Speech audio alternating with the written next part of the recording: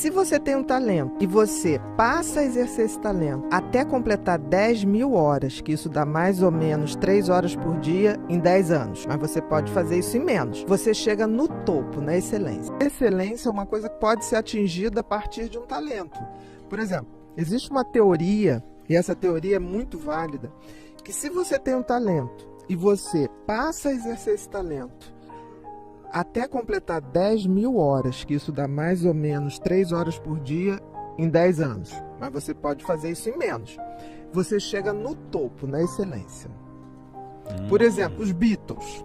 Os Beatles eram uma bandinha de fundo ali, de garagem. O que aconteceu? Eles assinaram um contrato com um empresário para levar eles para Holanda.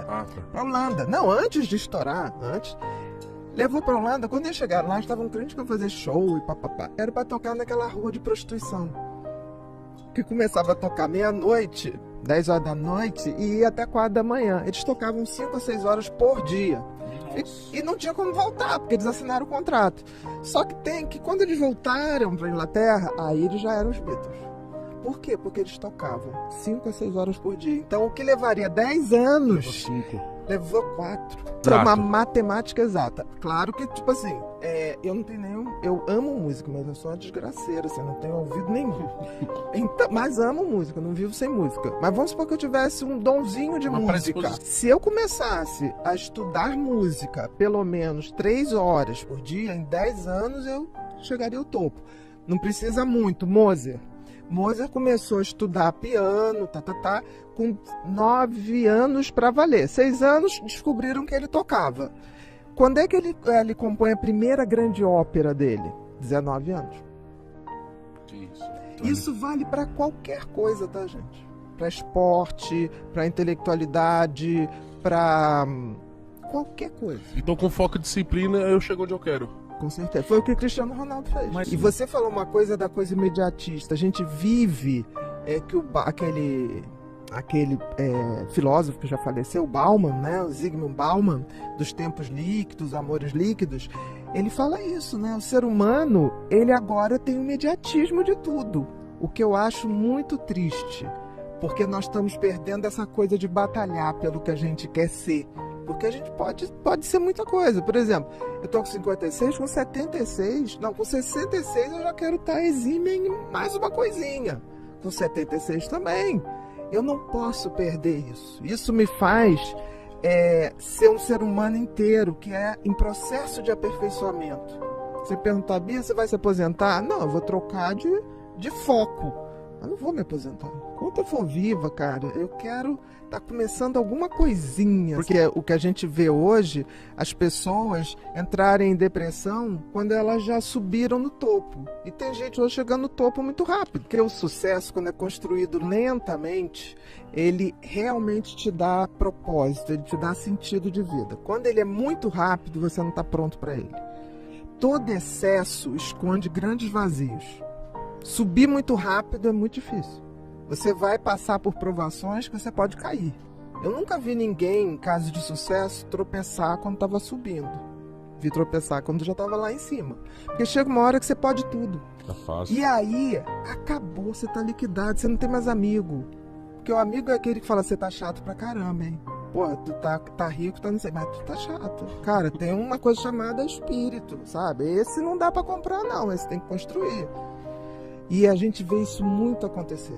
Assim, os bajuladores. Quando tiver muito bajulador perto de você, pode ter certeza que é uma opção de diabinho ali, tentando a parte deles. O que acontece é que o cara vai só no sucesso material. O padrão dele é material. Aí começa a ostentação. Aí tem que ser a Lamborghini da cor tal. Depois tem que ter uma Lamborghini de cor prateada. Depois tem que ter.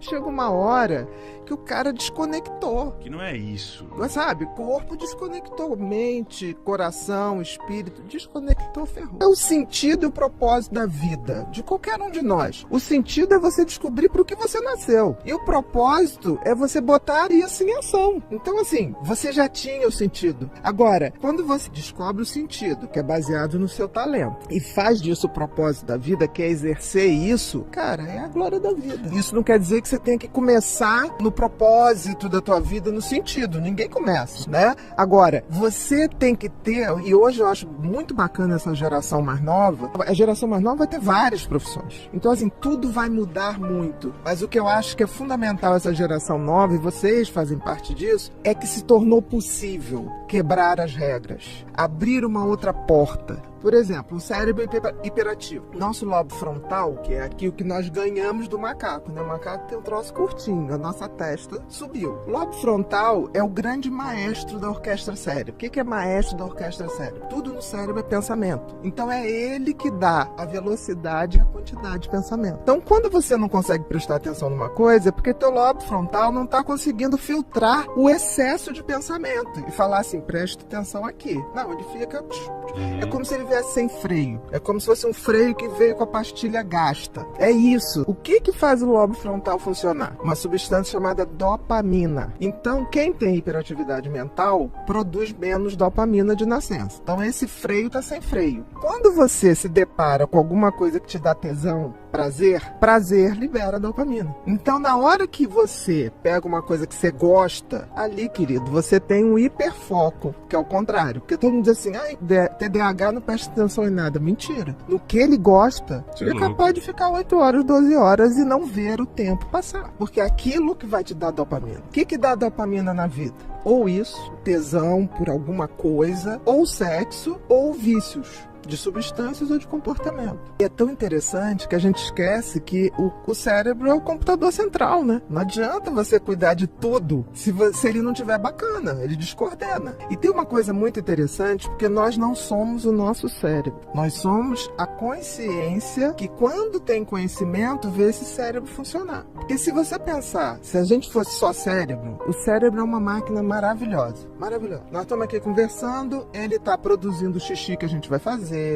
ele tá fazendo digestão, ele tá botando meu batimento cardíaco direitinho, ele tá fazendo digestão do que você come, ele tá preparando as fezes que você vai fazer, ele tá trocando meu oxigênio lá no pulmão. Ok, aí você fala, putz, que máquina legal. Mas ao mesmo tempo tem uma coisa, nós temos livre-arbítrio. Se a gente não usa, ele vai escolher o teu comportamento. Se você não tiver autoconhecimento pra, tipo assim, eu tenho essa tendência, então tem que me cuidar aqui, senão vou bailar na curva, ele toma as atitudes por ele. O que o cérebro, essa máquina, apesar da gente estar muito evoluído, a máquina cérebro ainda é como se fosse nos homens primitivos, nos primeiros homo sapiens. O que o cérebro se destina sempre? Sobrevivência e busca de prazer. Sobrevivência porque se ele não tivesse pensado nisso, a gente não tinha virado a espécie dominante do planeta. Então a gente precisava. E prazer por quê? Porque a gente ia transar. Senão a gente não reproduzia a espécie. Não é porque tá na Bíblia. Entendi. É porque o cérebro precisa.